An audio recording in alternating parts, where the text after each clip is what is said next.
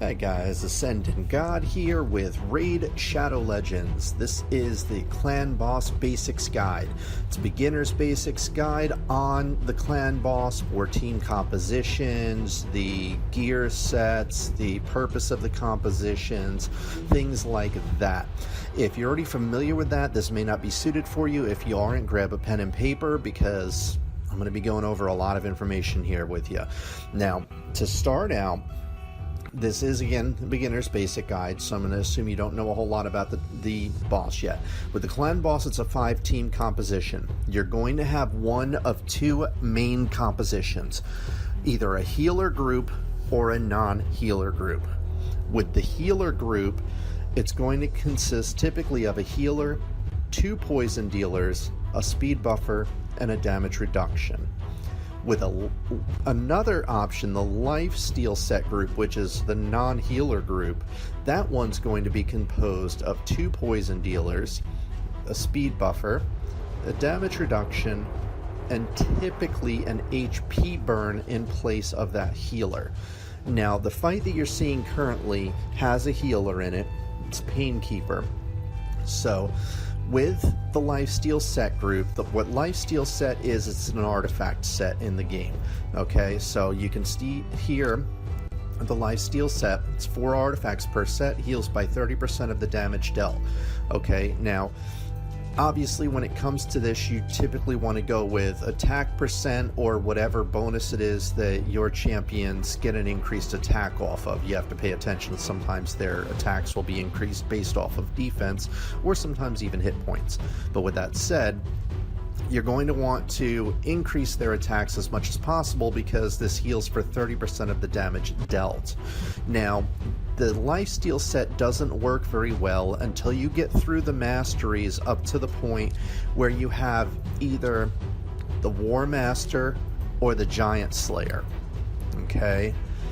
Because those do a tremendous amount of damage to the boss. Giant Slayer, 3% of the target's max hit points. With War Master, 4% of the target's max hit points. Okay, so that heals you for a tremendous amount.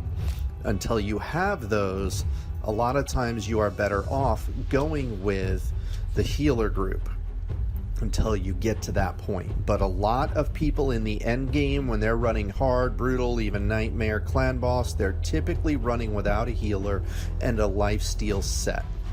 Okay, with that said, to cover a little bit more in depth as far as that composition, some of you might be wondering what a speed buffer is. Let me give you an example with High Katoon here.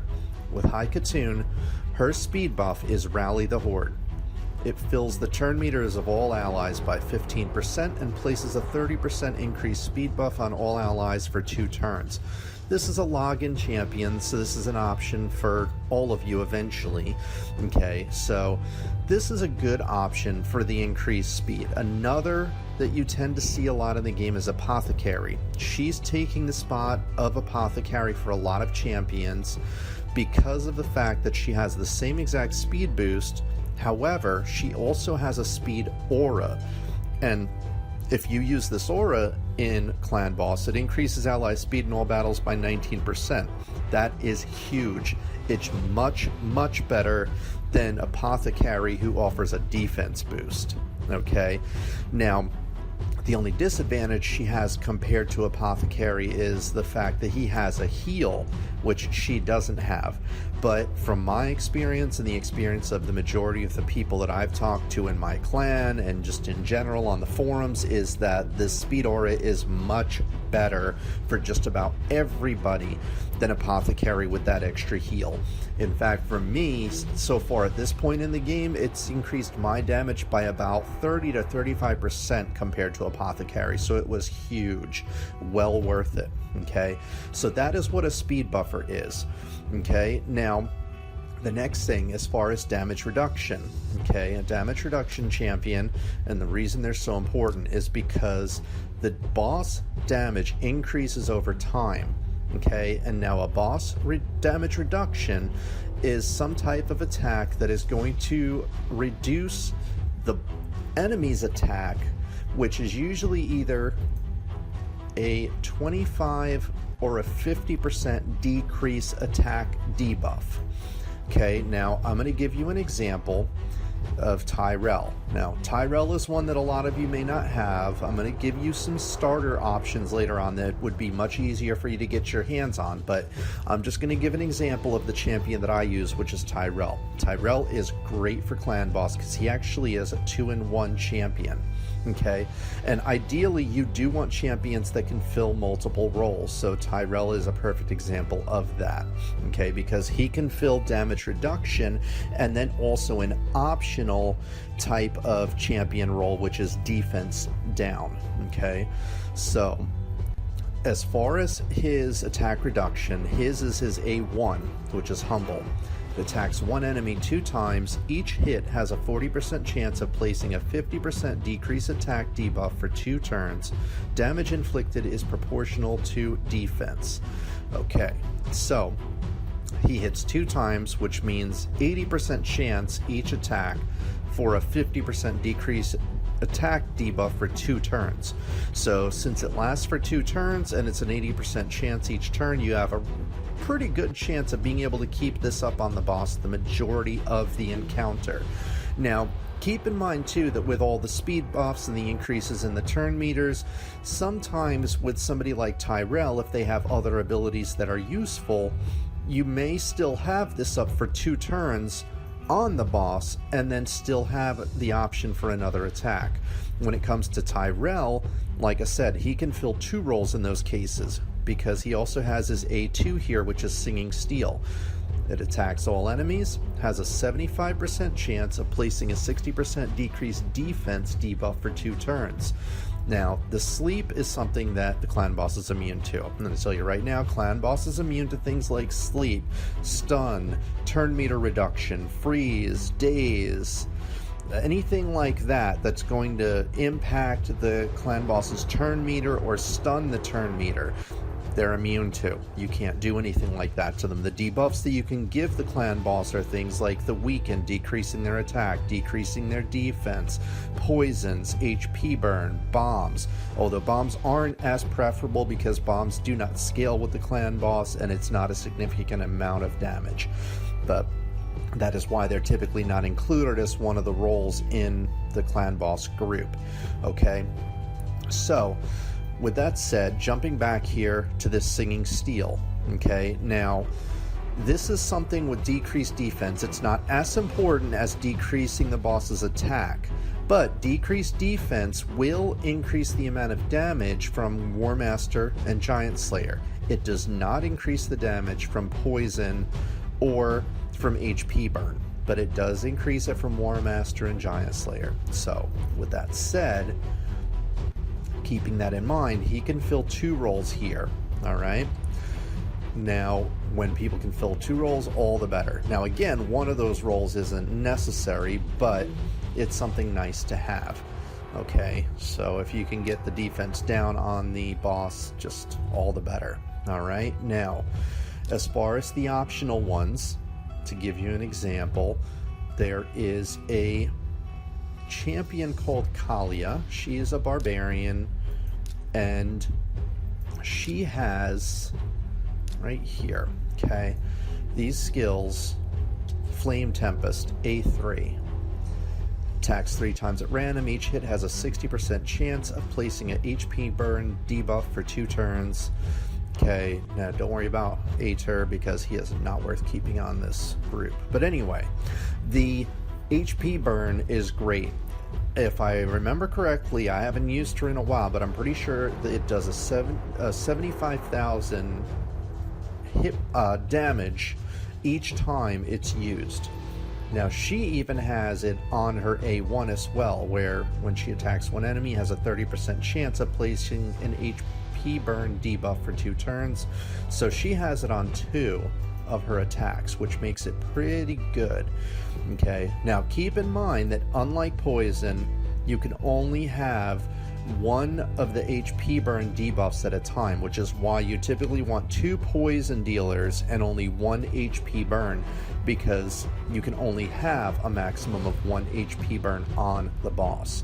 Okay, now with that said, there is another option with the defense down, like I had mentioned earlier. Now, typically you want to focus on bringing the boss's attack down, but there are some champions like Royal Guard that will bring the boss's defense down, and sometimes you have the option, if certain champions are filling multiple roles, to fill the gap in with something else. Royal Guard is an okay choice. He's not the greatest choice, but he's an okay choice because he has his A1, which has a razor blade. It attacks one enemy, has a 50% chance of placing a 60% decreased defense debuff for 2 turns. Okay, so he can decrease the boss's defense, increase your damage. The other one is his A2, takedown, attacks all enemies, damage increases according to enemy max hit points. I have not tested this myself, but from what I have heard, when it's an attack based on the enemy max hit points, this can do quite a bit of damage to the clan boss, especially when you're getting up to the higher hit points, where it's the brutal and the nightmare, where the clan boss has more and more hit points. It's going to do more and more damage. Not sure if there is a cap on it, but I know it is a pretty decent amount of damage because he is one of the options that is viable for the clan boss.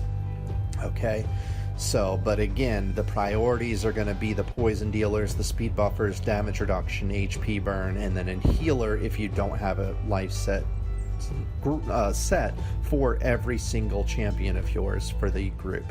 Okay, now keep in mind, with the clan boss, you have a maximum amount of debuffs of 10. So if there's 10 debuffs up underneath the clan boss's hit point meter there, you cannot put any more on him. You want to pay attention to that and sometimes skip a cooldown if it's full. All right? An example of this is with Aothar here. Okay? Aothar, he does poisons, but his poisons are on his A2, not his A1, so you can't use it every time. It attacks 4 times at random, which, since with the clan boss there's only one enemy, it's obviously going to all 4 be the clan boss. Each of those hits places a 5% poison debuff for 2 turns. Okay, so Aothar is a great one for the clan boss because when you reduce the cooldown on this, it's every 3 turns, attacks 4 times at random. Generally speaking, if you have a champion that can put a poison on the clan boss every turn or more, that's really good. Since at this point he does this every 3 turns and it's 4 or 5% poisons, that's great.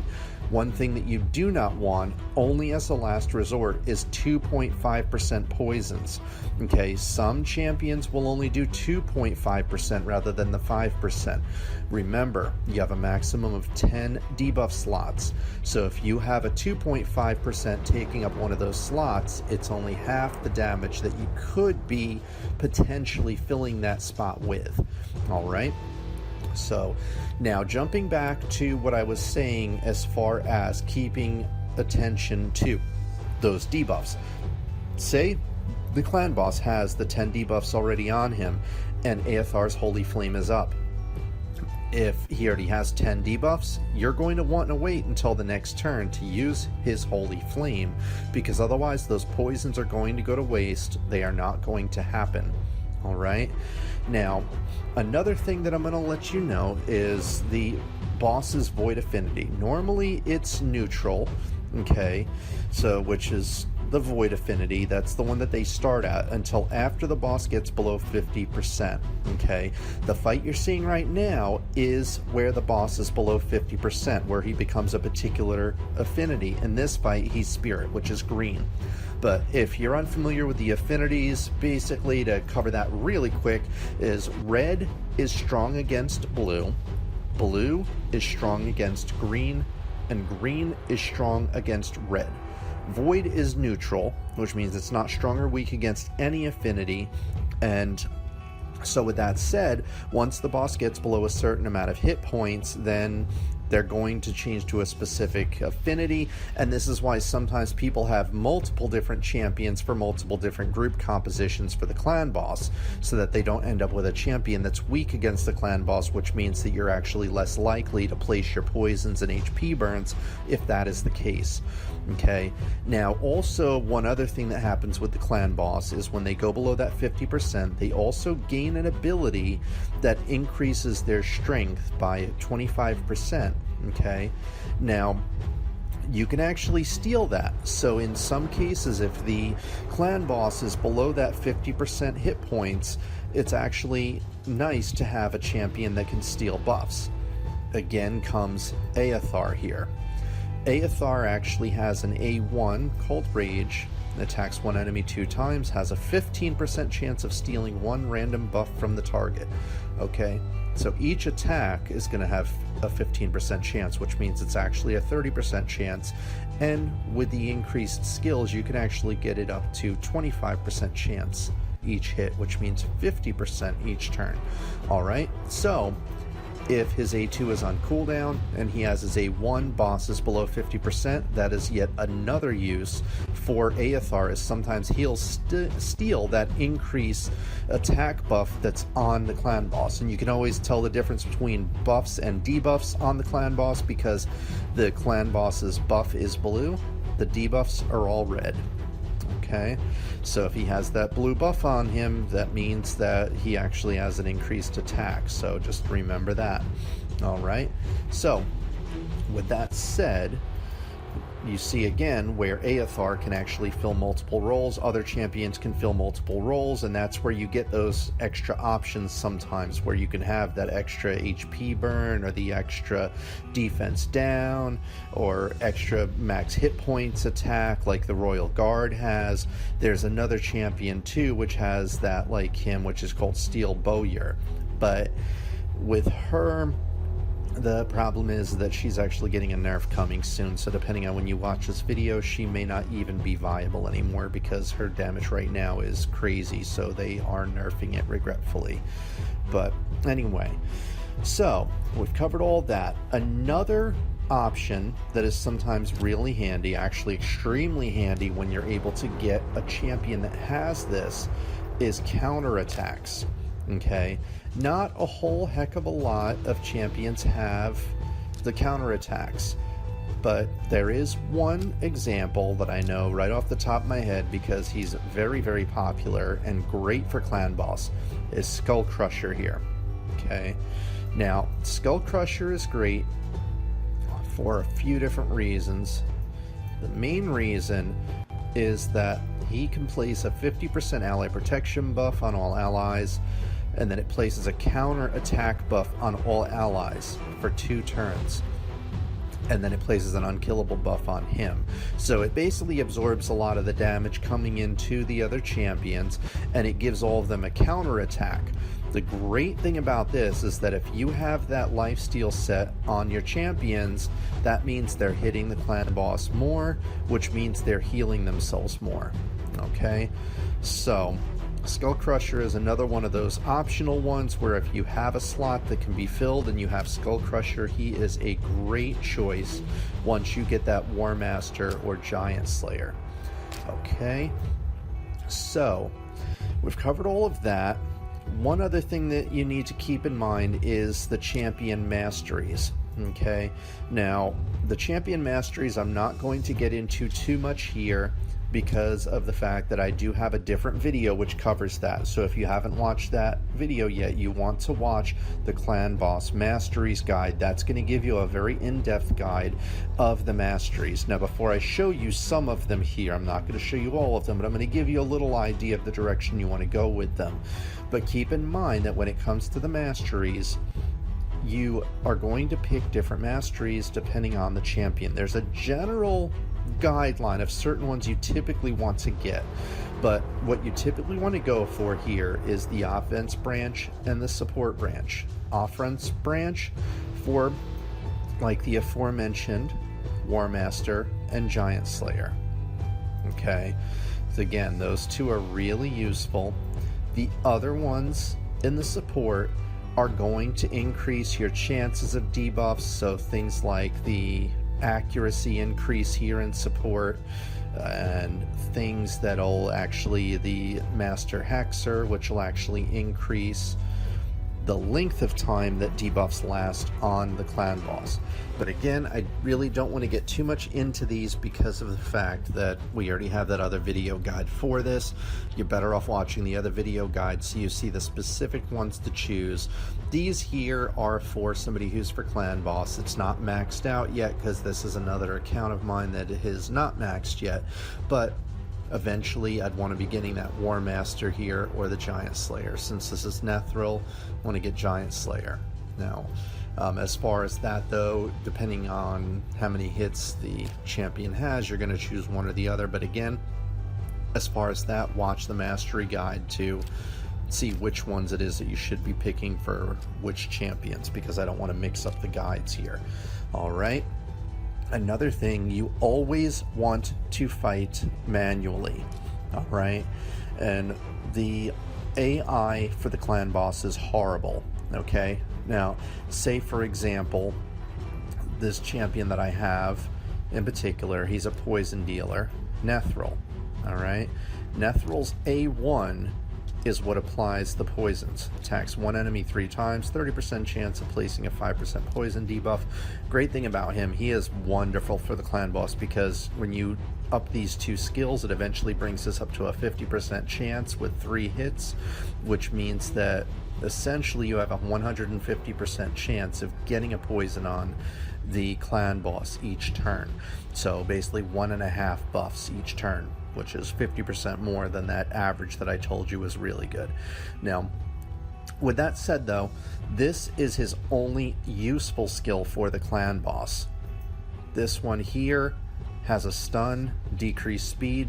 Again, things that affect the clan boss's turn meter, they're immune to, so none of this is going to impact them. This one here attacks all enemies, decreases the turn meter by 75%. Again, the clan boss is going to be immune to that. Doesn't make sense. But with the artificial intelligence, it will actually have your champion using them. So you always want to be manually casting all of your attacks. Okay, now, as far as stat priority, the 2 biggest stat priorities are going to be number 1, speed, like I mentioned earlier, because the faster your champions are, the more attacks you're going to get before the clan boss goes. Like you've probably seen in this video already, that my champions are attacking multiple times before the clan boss attacks again, because of how much faster they are than the clan boss, which is a very good thing. It makes me survive longer, because again, remember that clan boss's attack is going to go up every single fight until eventually the damage is going to increase so much to where you can't survive. Alright, so, and keeping that in mind, that it does gradually increase, in the beginning damage reduction isn't as important. Later on the turns, damage reduction becomes vital, because that is going to be what determines your survival more than anything. Alright, now, so we got the speed covered. Another priority is going to be accuracy. Alright, accuracy is very important, because that is what determines you placing the debuffs on the clan boss. Alright, now with that said, if you have a champion that doesn't place debuffs on the clan boss, then accuracy is probably not going to be important for them. There's really nothing else that'd be important for, unless they're placing debuffs on them. Alright, now with the accuracy, the typical guide, as far as the normal clan boss, you're going to need a minimum of 50. For the hard, you're going to need a minimum of 100. For brutal, 150. And for nightmare, 200 or a little more. If you go too much above and beyond those, it's kind of overkill, and you're actually wasting points on accuracy rather than other stats that would be more viable. Keep in mind though, that you're not always going to land debuffs. Sometimes they are going to get resisted. This is going to happen. I knew somebody who said they had over 350 accuracy on one of their champions. I don't even know how they managed to pull that off, but 350 accuracy, yet even on brutal, every once in a rare while the champion would be resisted. It just happens. So that's why, again, 50 normal, 100 hard, 150 brutal, 200 nightmare. Those are your best bets as far as what makes sense and what's viable to get the debuffs to land. Okay, now after that, the priorities are going to change depending on whether you are a lifesteal group or a healer group. With the lifesteal group, your next priority would be attack percentage, or depending on the champion, whatever they scale off of. All right, so to give an example, in case you're not sure what it means by what they scale off of, going back to Tyrell here, he is an exception where, say you look at his attack humble here, it says damage based on defense. His defense is what determines how hard he hits for, and that's on all of his attacks. Okay, some champions will have it mixed. Most champions, you're going to see their damage is based on attack. Okay, but there will be some champions where it will be mixed. An example here, Painkeeper. Her primary attacks one enemy 2 times. Damage is based on her defense and her attack. Her A2 is based on her hit points and attack. Okay, her A3 doesn't do any damage, so there isn't anything there. But point being,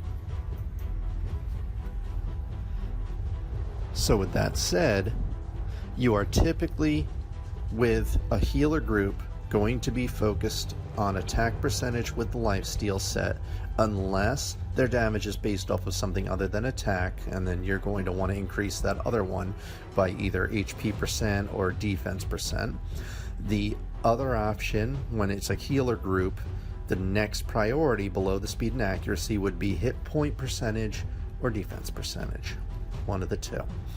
All right, and now that pretty much covers all the basics.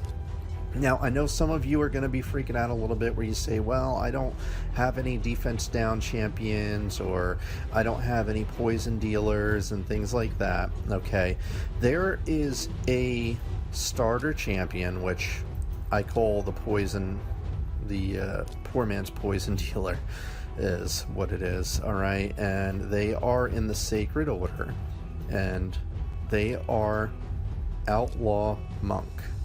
Okay, Outlaw Monk here, they're A2, foul play level 1, places 2 5% poison debuffs on the target for 2 turns. You can actually skill him up and bring it down to 3. Alright, so it's not 1 poison per turn, but you can get it down to 3, where it's almost 1 per turn, a little less than 1. So not the greatest, but like I said, he is what I consider the poor man's poisoner. If you don't have any decent champions and you want a startup group for poisons, he is the way to go. All right. Now, another champion, which is again kind of the poor man's option, where if you don't have any decent champion for it, this is the best option that you could choose, is going to be one of the Lizardmen. And it's a champion called Bogwalker. Bogwalker is somebody for defense down. Okay, he's not that great because his A1 here attacks 1 enemy and only has a 30% chance of placing a 50% decrease attack debuff for 2 turns. The maximum you can get this up to by increasing these skills here is 50%, which means every attack he has a 50% chance of placing that decrease attack debuff on the clan boss. With that said, all that it takes is a few bad turns and some bad luck, and he will end up losing that debuff on the boss, and you will die. He is nothing compared to Tyrell, but he is again the poor man's defense down. Sometimes you will find that having the defense down doesn't make much sense. You might have a healer group, but instead of having the healer, 2 poison dealers, the speed buffer, and the damage reduction, sometimes instead of the damage reduction, you might be better off with an HP burn. Case in point, me personally, I tested Bogwalker up against Kalia in my personal group. What I found was that having Kalia in my group caused me to do far more damage than having Bogwalker in my group to reduce damage. So a lot of times when it comes to things like that, it could be a gamble of, should I have this HP burn champion or should I have this damage reduction if you don't have a very good group yet. And the best that I can tell you is you're going to have to experiment. Nobody will know for sure until they actually test it in their group, because for some groups, Bogwalker might be better. In other groups, like mine, Kalia might be better. And it depends on the rest of your group composition, because remember, there could also be things like counterattacks. Counterattacks would increase Bogwalker's chance of placing a debuff on the clan boss, whereas with Kalia, she can only have 1 HP burn on the clan boss at any given time, so she wouldn't benefit as much from a counterattack as he would. So again, it comes down to composition. So we covered pretty much all the basics here.